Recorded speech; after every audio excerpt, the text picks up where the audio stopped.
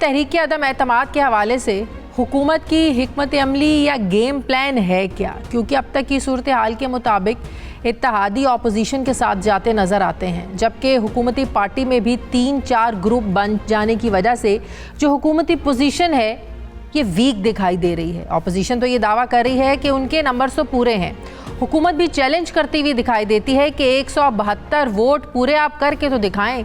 अब सवाल ये पैदा होता है कि हुकूमत तहरीक अदम एतमाद नाकाम बनाएगी कैसे? अगर हुकूमती अरकान अपोजिशन से मिल चुके तो क्या हुकूमत इन्हें पार्लियामेंट में जाने से रोक पाएगी? अगर हुकूमती मेंबरान असम्बली में पहुंच जाते हैं तो क्या वोट कास्ट होने से पहले स्पीकर इन्हें निकाल सकता है? अगर वोट कास्ट हो जाता है तो क्या स्पीकर उन्हें नाअहल करने के साथ साथ उनका वोट भी मुस्तरद कर सकता है? क्या इस पर पीटीआई आइन की शिक 63 को किसी और मायने में इस्तेमाल करने का सोच रही है? तहरीक अदम एतमाद को नाकाम बनाने की हुकूमत की हिकमत अमली में अहम किरदार स्पीकर कौमी असम्बली ने अब करना है, और अगर ऐसा है तो क्या इस बार पाकिस्तान की सियासत और ऐवान की तारीख में आइन की एक नई तारीफ मंजर आम पर आने जा रही है? क्योंकि वफाकी वजीर बाबर आवान और फवाद चौधरी तो ये कह चुके हैं कि स्पीकर ने जो फैसला करना है वो आखिरी होगा।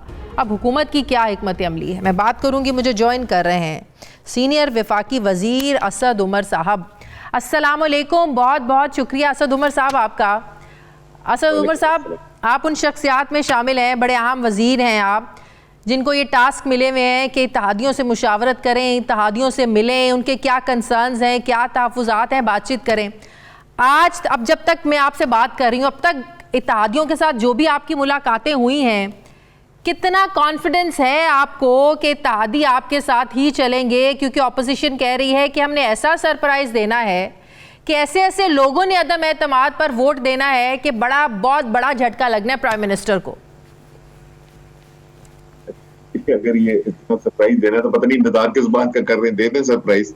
सरप्राइज है कोई भी, नंबर उनसे पूरे नहीं हो रहे। जहां तक आपने इत्तेहादियों की बात की, बिल्कुल 3.5 साल बड़े अच्छे तरीके से इत्तेहाद में मिलकर तमाम पार्टीज ने काम किया है और बड़े पाकिस्तान के मुश्किल हालात के अंदर हुकूमत की है।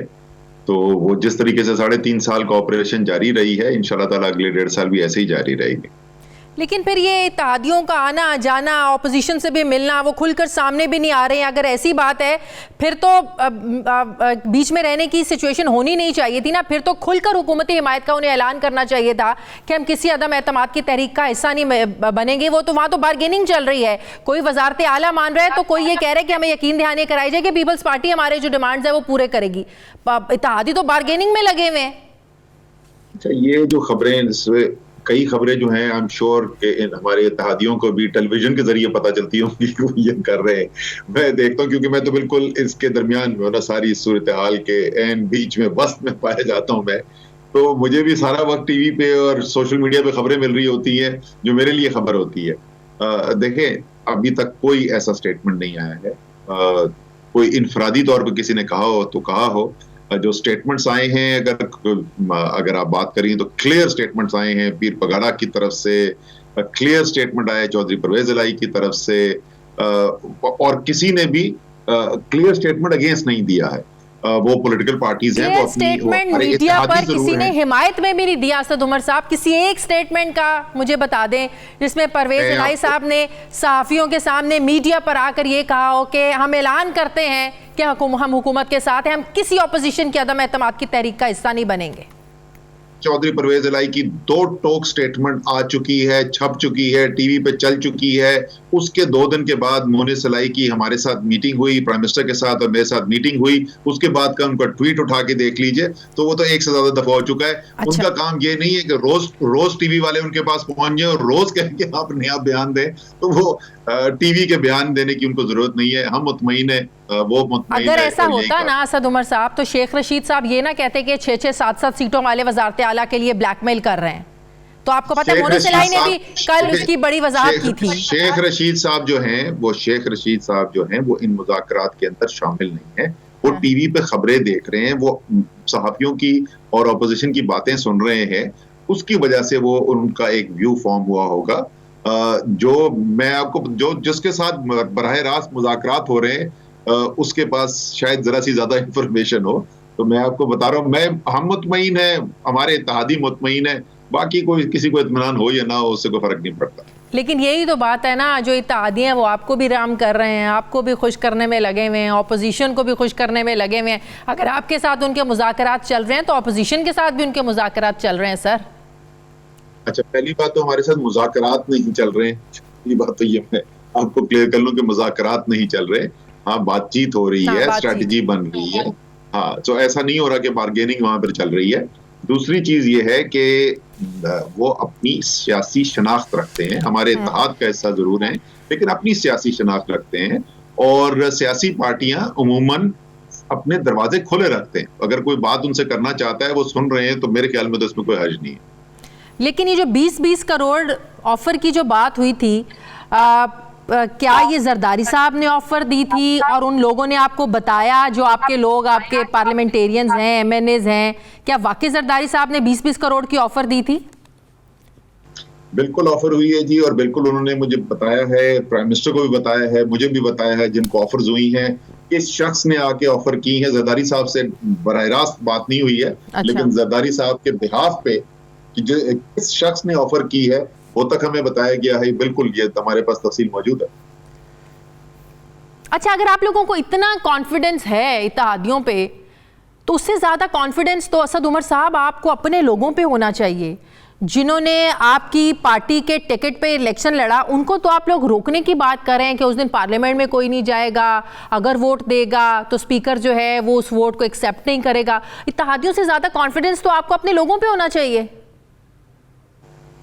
अच्छा, ये जो है जरा अच्छा कि आपने ये सवाल पूछ लिया। वो जो बच्चा है छोटा, क्या नाम है उसका, बिलावल जरदारी, वो अभी जो बोल रहा था कि गैर आईनी बात हो रही है, बच्चा है अभी, उसको पता नहीं है, ना समझ है, ये नहीं पता कि वोट ऑफ कॉन्फिडेंस, जो नो कॉन्फिडेंस के अंदर ऑपोजिशन ने 172 वोट डालने हैं। ये मुकाबला नहीं है कि जिसको ज्यादा वोट मिलेंगे तो वो कामयाब हो जाएगा। ये एकतरफा चीज है, या ऑपोजिशन 172 वोट उस दिन लेके आएगी या नहीं ला सकेगी। मुझे वोट डालने की जरूरत नहीं है, मुझे असेंबली जाने की कोई जरूरत नहीं है उस दिन। ये तो काम ही सिर्फ ऑपोजिशन का। वो 172 लोग आएंगे, हम जबरदस्ती किसी को रोक नहीं रहे वोट डालने से। वोट डालने की हमें कोई जरूरत ही कोई नहीं है। लेकिन शेख रशीद साहब ने कहा था जो जाएगा कारकुन उसका घेराव करेंगे, तो जबरदस्ती रोकने वाली बात हुई ना। तो फवाद चौधरी साहब भी यही बात कर रहे थे, तो मैंने उनसे सवाल पूछा, ये तो इनडायरेक्टली धमकी है, ये इनडायरेक्टली आप लोगों को डरा रहे हैं। वो कहते हैं इनडायरेक्टली नहीं, हम डायरेक्टली कह रहे हैं लोगों को, डायरेक्टली धमकी दे रहे हैं हम लोगों को। मुझे नहीं पता ये कौन सी मीटिंग के अंदर ये फैसला हुआ था। ये एक तो हर एक अपने अपने जो ख्यालात है वो पेश करता है। किसी पार्टी मीटिंग के अंदर, कहीं मैं secretary general of the party हूँ, मैं सारे काम के अंदर प्राइम मिनिस्टर के साथ सुबह से लेकर शाम तक काम कर रहा हूँ। मुझे तो कोई ऐसा फैसला नहीं याद कि जहाँ पे हमने कहा हो कि हम लोगों का घेराव कर देंगे। हाँ, हमने ये जरूर कहा है कि हमारे मेंबरान को उस दिन असेंबली जाने की जरूरत नहीं है, क्योंकि हमारा कोई काम ही नहीं है वहां पे। काम वहां पे सिर्फ ऑपोजिशन का है। ये इसमें तो कोई बड़ी बात नहीं है। अगर आपको इजाजत नहीं है, अगर कोई जाना चाहे। आपको वजीर आजम के कॉन्फिडेंस का वोट याद है आपको? ऑपोजिशन ने बॉयकॉट किया था उसको, क्योंकि उस वक्त हमारी जिम्मेदारी थी, हमने 172 पूरे करने थे, जो अल्हम्दुलिल्लाह हमने करके दिखाए।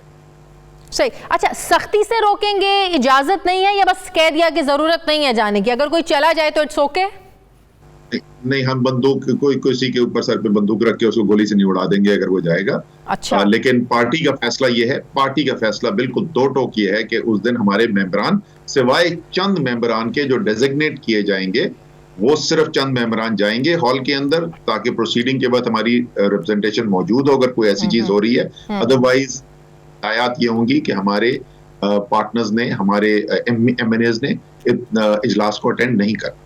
ठीक हो गया। अच्छा, अब 2 सेकंड के लिए तादियों को भी ज़रा एक साइड पर रख देते हैं। बड़ा कॉन्फिडेंस है आप लोगों को, फिर आप लोगों के जो अपने लोग हैं उनके भी क्या कंसर्न्स हैं, इस पर भी मैं सवाल करती हूँ।